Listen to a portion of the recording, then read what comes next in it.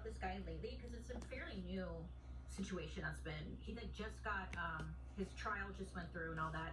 His sentencing is coming up, and I've seen a lot of people talking about him because some of you all think that this man, this disgusting killer, is hot. People are like, oh my god, he's so hot. And it's like, just because he has his hair slicked back and some tattoos, people think he's hot. And it's like, you guys, get some standards. Get some standards, okay? You can do better than a killer. Okay, all right, great. With that being said, we're talking about this guy. His name is Wade Steven Wilson. All right, I'm going to the doctors today, so I think I'm gonna do like a kind of natural look. Not that you care, but I'm just letting you know. Natural for me. I don't want to look too crazy. I mean, we'll see though, because that's always my intention. The next thing you know, cake face. It happens every time. Anyways, today we're talking about this guy named Wade Steven Wilson. He was also called the Deadpool killer because his name is identical to that of the fictional anti-hero Deadpool, whose real name is also Wade Wilson. Now, what are the odds of that, huh?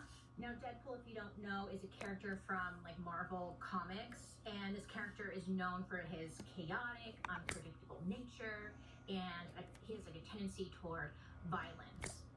And like, to be fair, in a more humorous and exaggerated comic book fashion.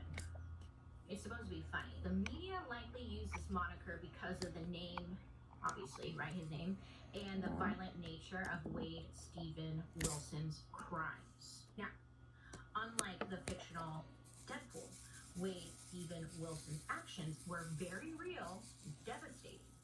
I mean, leading to tragic outcomes for his victims. So, let me tell you about this guy, Wade Steven Wilson. Now, his story begins on May 20th, 1994. His father, he was just like a teenager. I think he was 14 or 15 years old when he learned that his girlfriend was pregnant with Wade.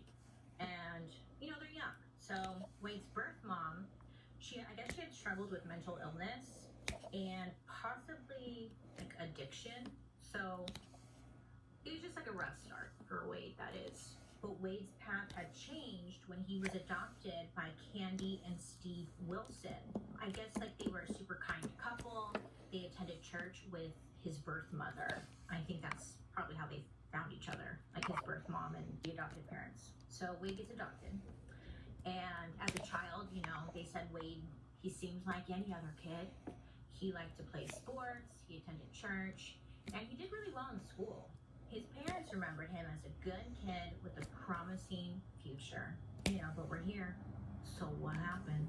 Well, I guess when Wade, you know, approached his teenage years, a lot of things started to change. So around the age of 13, Wade started showing troubling signs of like mental instability. So he started to become reclusive, he was paranoid, he was moody, and, you know, whenever he would go to school, he would cause disruptions in class. Who's that kid? So his family, they're seeing these changes, you know, and it's concerning to them. I don't have like great examples here, but it was concerning enough that they wanted to get him mental health care because they believed that he like really needed it.